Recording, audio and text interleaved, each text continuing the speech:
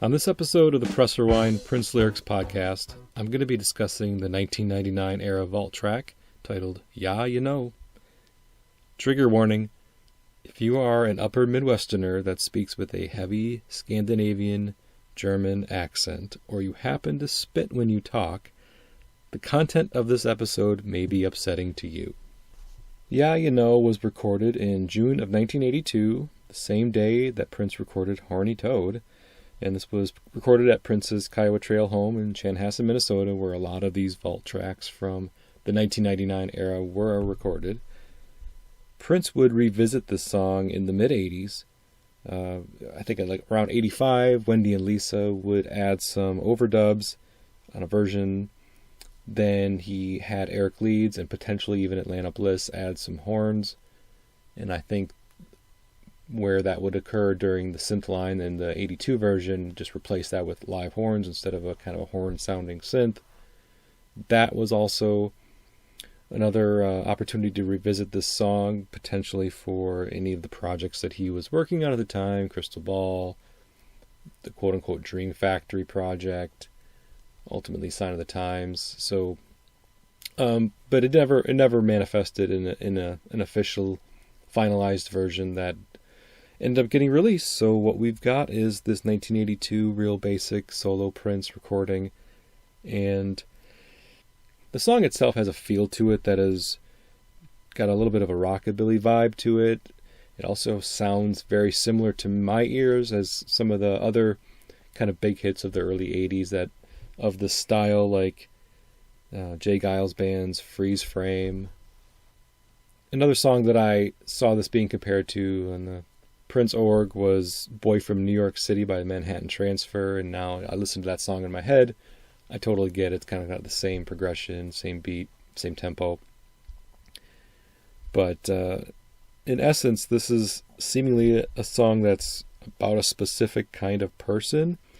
I maybe even mean by calling them a loser, but I kind of get the impression that's what Prince is saying in the song, is that this person that he's singing about, or these types of people that he's singing about, are losers. They're the kind of people that have very little ambition, very few prospects. They're content to live life in a manner that seems unfulfilling or even cliche for that type of lifestyle. Maybe even just plainly stated white trash.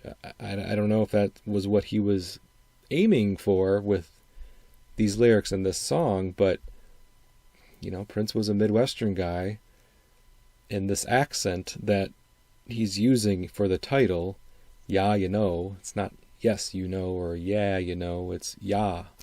And that is anybody who's ever watched the movie Fargo from the Coen brothers in the 90s kind of gets it, gets that accent. And there's been other examples of that accent being portrayed in movies and TV shows, but it's a real accent. It's more of a rural accent than an urban accent, but it certainly finds its way into the affectations, vocal affectations of certain people living in the upper Midwest based off of their ancestry. As being someone who is originally from Wisconsin, I was born and raised in the state of Wisconsin. I lived many, many years in Wisconsin. I got married in Wisconsin, had my kids in Wisconsin. I'm very familiar with this accent that Prince is playing with in the song. And yes, I understand, like movies like Fargo, for example, are really emphasizing and playing up that accent for comedic effect, exaggerating that accent quite a bit. Although there are certain people, I've met people in real life that talks very similar to that, maybe not with every word, but whenever certain words are spoken, it definitely comes out. And I've been told, like, by some people that I don't really have that Midwestern accent, that upper Midwestern accent more specifically, but I sometimes hear it in words that I say. Again, it comes out with certain words more than others. I don't say yeah when I'm speaking. When I want to say yeah or yes, I say yeah. I don't say yeah. So that is definitely not one of the words where that accent comes out in my own speech. But I would be interested, any of you who have listened to the show as long as maybe you have, if you ever hear certain words that I say that sound a little different to you or sound a bit more of this similar style, this kind of Scandinavian, German, upper Midwestern accent, I'd be interested to hear it, because of course I don't necessarily hear it in my own speech. But those of you who aren't from around that part of the country or don't speak like that, but are familiar with those tones, can call me out on it. I'm interested to hear if I do, because I don't think I really do, but at the same time, I wouldn't be surprised if I was notified that, yeah, Jason, you do have some words that really, really kind of, give away where you're from and show your hand as far as what part of the country you spent most of your life in. So, yeah, is a simple kind of song from a lyrical standpoint. There's not a lot of great meaning behind these lyrics. He starts out with, "What's the matter with you? Ain't you got nothing better to do than to dance your life away at the local disco? Polyester punk to the bone. No wonder you came alone. We're all grossed out 'cause you spit when you talk, saying, yeah, So again, he's basically dissing a certain kind of Midwesterner who enjoys going to the disco and wearing outdated clothes. And by 1982, going to a disco and wearing polyester is definitely indicative of the disco era. The quintessential clothing that became synonymous with disco thanks to movies like Saturday Night Fever and John Travolta's iconic outfits and that. I think that's kind of what he's pointing at, like people who are still living a little bit in the past, haven't quite caught up to the latest trends. Didn't they know disco's dead? That's basically what Prince is, I think, trying to say here. The whole spitting when they talk, I don't know where that comes from. Maybe Prince encountered people of this ilk that spat when they talked, and he's grossed out by it and just felt like it was more pointed to these potentially uneducated, uncouth rubes that he's railing against in this song. And so it's just kind of another way for him to point out their flaws, I suppose. And the chorus keeps singing, yeah, there's more to life than spitting when he talks, saying, yeah, Well, God, I hope that there's more to life than spitting when you talk. I don't know, again, people who accidentally spit when they talk, I mean, we may all do it at some time. Whether or not it's something that we do more frequently than not may have to do with maybe how our teeth are formed or how we pronounce certain words. I don't know if that's what he's saying, like the way these people talk that he's referring to in the song have a higher probability of spitting when they talk based off of the language that they use and in the inflections that they have in their voice and in their tone. I'm not exactly sure why these people spit when they talk versus other people. I don't think it's something that we're not taught to spit when we talk, so if we do, I don't think it's intentional. I don't think it's something that you make a conscious decision to do. Like, I'm going to start spitting as I talk. I'm going to talk with more saliva in my mouth, and I'm going to be more animated, I guess. And maybe the more animated style of talking is where the spit comes out. I'm not exactly sure. But that's the first verse in the chorus. He repeats, "What's the matter with you? You smell like diesel fume. Whoever told you it was cool to drink Perrier? Even a blind man knows. Plaid looks better in snow.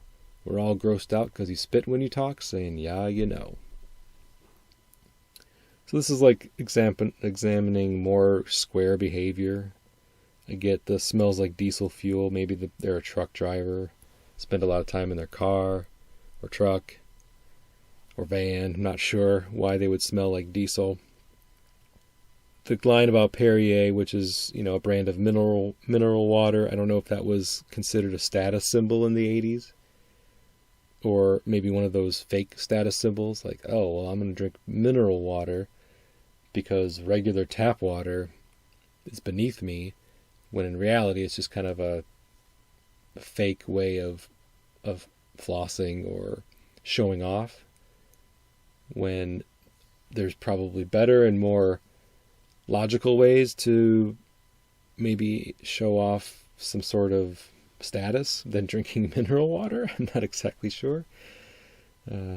But yeah, the person who's drinking it thinks they're doing it because it's cool, because Prince is like, whoever told you it was cool to drink Perrier?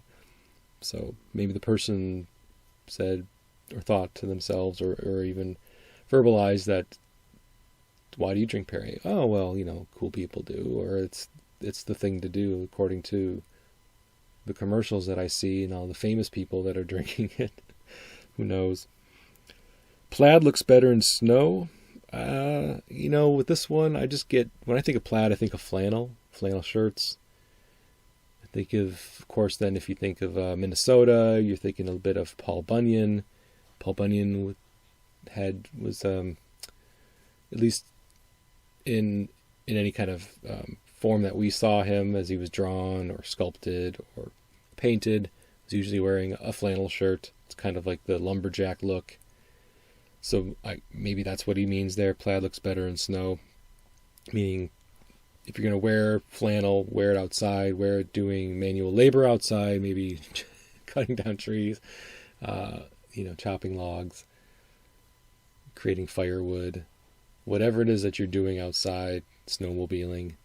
In the winter, where there's snow, versus bringing that indoors, taking it to the disco, taking it to the club, and trying to take these types of people out of what Prince is maybe thinking is their proper environment and putting them in this other environment that is less likely to be welcoming to them, where they would stick out less if they just kept it in the snow, kept it outside.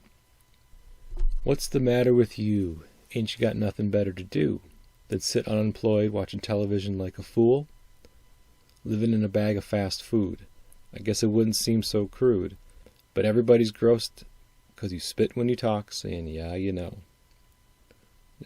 Again, more just lines that are painting a picture of this person's life. Now we get the impression that they're unemployed, got nothing better to do than sit unemployed watching television. So this is where I go back to when I said potentially these are quote-unquote losers because they don't have any ambition or prospects, as I mentioned. Okay being unemployed, watching television, buying fast food because it's the cheapest type of food you can afford. And again, just the whole spitting when you talk just adds more of a visual, gives us more detail on this person, these types of people that Prince is singing about. And they're just becoming less and less, again, the picture that he's painting of these people becomes less and less desirable. Maybe he had an encounter with this type of person, or has had several encounters with this type of person. Maybe they acted in a way that he considered to be very, like I said, uncouth, or just, maybe they were even, racist towards him if these are indeed white trash. And, honestly, I don't know, maybe I'm projecting a little bit because I grew up there and I know these types of people as well, and they were always white. So maybe I'm thinking white trash is coming from my brain out of my mouth, because that, again, has been my experience. Having grown up in northern Wisconsin, an hour and a half away from the Twin Cities, in Minnesota. So I know these people. I grew up with these people. I've met these people. When I go back, I see these people. So, and like I said, they're always white, so it certainly wouldn't surprise me if that's what Prince was talking about. But again, I have no idea. So Prince could have met people that he's referring to in the song, I suppose, from any race. And it's really not about that. But that's the visual that I get, and that's what I have in my mind when I listen to this song. And I like in this third verse when Prince adds the little whistle from the Andy Griffith Show after singing the line about watching television like a fool. That's kind of a cute little addition, interesting little addition that he did there to give us an indication that they're not even watching like first run television. It's just reruns.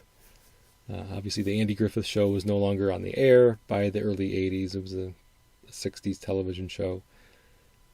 So these people are just watching whatever's on. It's the middle of the day. They're unemployed, eating out of their fast food bag, watching just reruns on television, whether it's Andy Griffith or whether it's, Gilligan's Island or the Brady Bunch or any number of old shows from the 60s and 70s.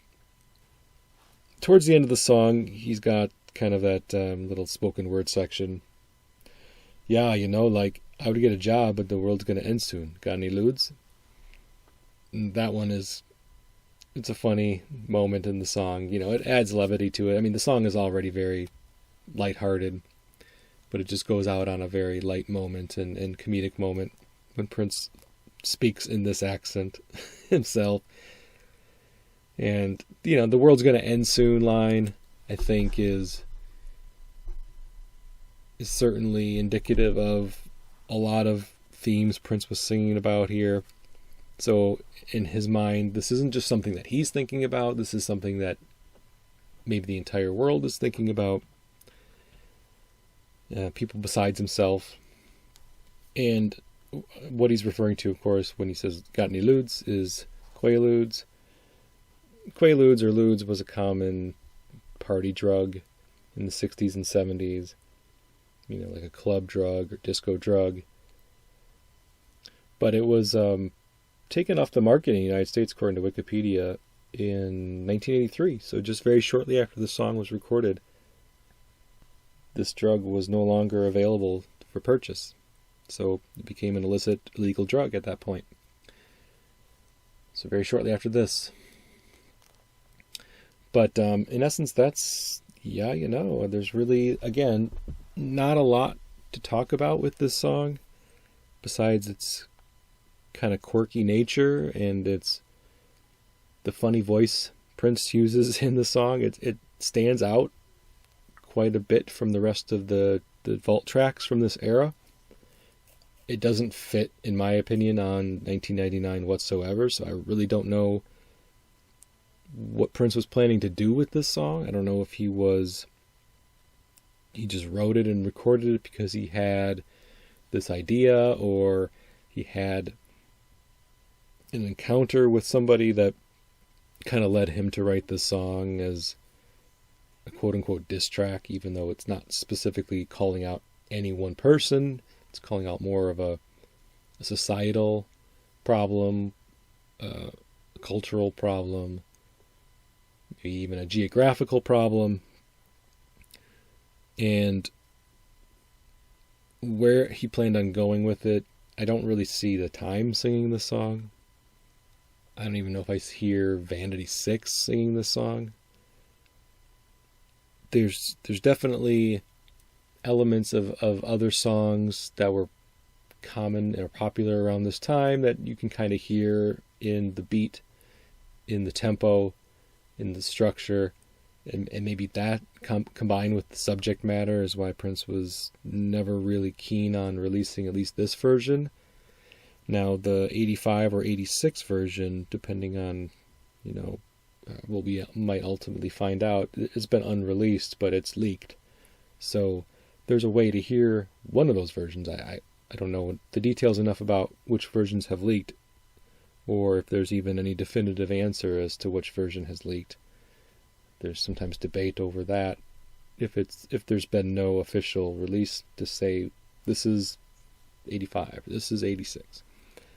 So I guess it's all about speculation, but again, he thought of it several years later as a potential track that was worthy of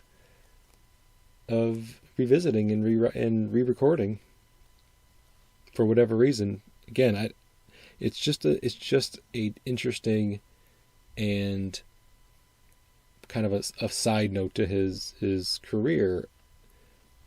It's not a super memorable song outside of just how kind of quirky and funny it is, but I don't know. What do you guys think about Yeah, You Know? Is it worthy of an album, like a Prince album? Do you think it could have fit anywhere on any of his albums? Maybe, a song like Movie Star, which also never really got released until Prince slapped it on the Crystal Ball compilation in the late 90s. Kind of along those lines, where it's like a half joke song, and I don't know. It's interesting either way. So I'd like to hear what other people think about it. But I will close this episode at this time. This has been the Press Rewind Prince Lyrics Podcast. I've been your host, Jason Brenninger. Find the show at pressrewind.net. On social media, Facebook, Instagram, Twitter, YouTube. And until next time, thank you very much. Goodbye.